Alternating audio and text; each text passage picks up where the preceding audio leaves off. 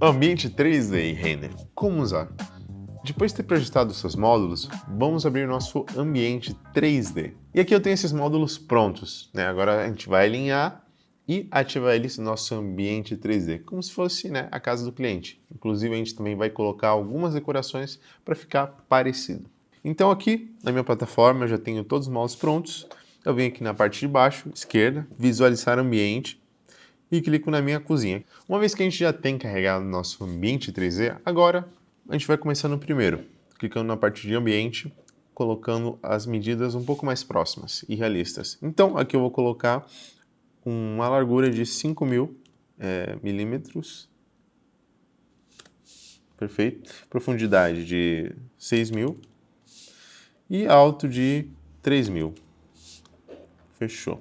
Agora eu vou trocar a parte do chão. Você também pode fazer isso, clicando em texturas na parte de baixo, e eu vou colocar um chão um pouco mais amadeirado. Também dá para mudar a cor das paredes, eu vou deixar como elas estão. E eu vou também trocar a cor do teto, eu vou deixar um pouquinho mais claro o teto. Fechou. E aqui eu fecho o ambiente. E um detalhe importante, eu recomendo muito vocês usarem um mouse. Por quê? É mais fácil de modificar, né, e mexer. O botão direito, ele serve para você manter a visão fixa, né, a posição fixa, mas você poder girar, né, a perspectiva. Então eu vou olhar para lá, para cá, para a direita, para a esquerda, me mantendo num ponto fixo em relação ao chão. Com o botão esquerdo, ele consegue mexer você do local que você está, ou seja, você vai conseguir se mexer e ver a posição fixa na sua frente, mas pela direita e esquerda. Agora a gente vai deixar uma posição fixa, né, no meio do nosso ambiente, e eu vou começar a adicionar meus módulos, que já estão previamente posicionados ali. Então eu vou começar a ativar eles e posicionar. Então eu só vou dar uma recuada com o scroll do mouse, que é para frente e para trás, né, como se fosse um zoom, e eu venho aqui e eles vão começar a ser ativados. Eles sempre vão se ativar no meio do meu ambiente, eu só preciso puxar e começar a encaixar. Um detalhe interessante é que a flecha azul ela serve para cima e para baixo, caso você queira puxar, ela mede a altura sempre do módulo.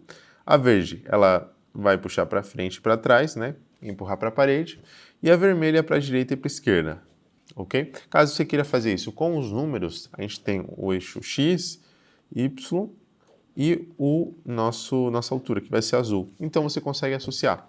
Agora o que a gente vai fazer aqui a gente vai começar a puxar eles aqui, e eu vou vir aqui, vou clicar e eu vou colocar a altura do chão em relação ao chão, né, com o módulo de 85 milímetros. Perfeito?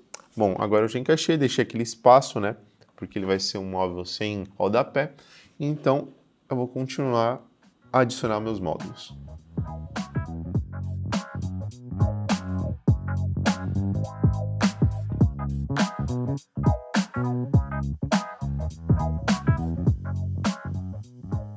Ok, uma vez adicionado meus módulos, o que eu vou fazer agora? Eu vou começar a decorar. Isso me possibilita mostrar para o cliente, depois na renderização, de maneira mais próxima e humanizada ali com alguns elementos que ele conheça, ok? Então, eu venho aqui em decoração e eu começo a adicionar meus elementos como geladeira, a parte da cuba para cozinha e demais objetos.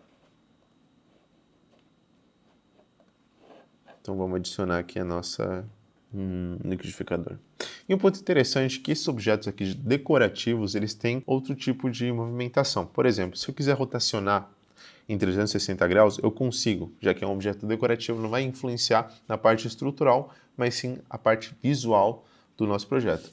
Então, se eu quiser colocar na letra R, que é rotacionar 90 graus, em vez de usar o mouse clicando nesse círculo azul, eu também consigo. O mesmo vale para os próximos objetos.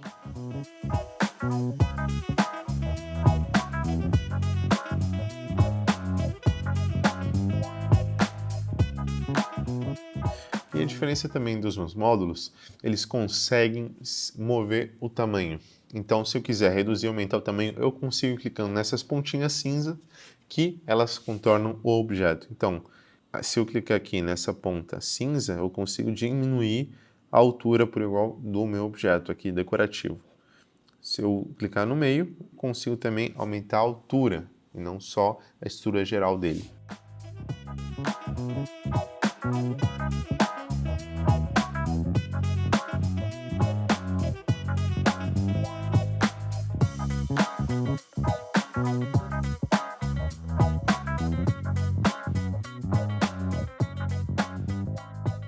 Instalado todos os elementos decorativos do meu projeto, agora falta a parte de render, que é a opção que a gente tem para mostrar, né, uma versão aprimorada da nossa imagem. Tem 3 opções: a técnica, realista e conceitual. Cada uma adicionando alguns elementos na nossa imagem, ou seja, mais sombra, mais textura e alguns objetos. Então, eu vou enquadrar e vou mostrar para vocês como fica a parte conceitual, ok? Clicar aqui em começar o enquadramento. Geralmente no enquadramento eu gosto de deixar livre, mas vocês também podem escolher se quer uma imagem 3x2, 1x1, fica a seu critério. Então, vou clicar em livre aqui, deixo enquadrado o ângulo e a posição que eu quero e o que vai aparecer nessa renderização. Uma vez escolhido, eu clico no botão laranja dizendo renderização, dou um clique e o sistema vai carregar e renderizar. Uma vez renderizado, a gente tem esse resultado, onde ele adicionou as sombras, alguns elementos à parte que não existiam na nossa imagem, no nosso ambiente 3D. Perfeito? E é muito útil para você entregar para o seu cliente e impressionar, colocando um pouco mais de valor no seu serviço. Após isso, é só autorizar o projeto e agora seguir com os próximos passos. Eu sou Gabriel Herrera, produtor de conteúdo do Mob Cloud e espero ter te ajudado nessa aula.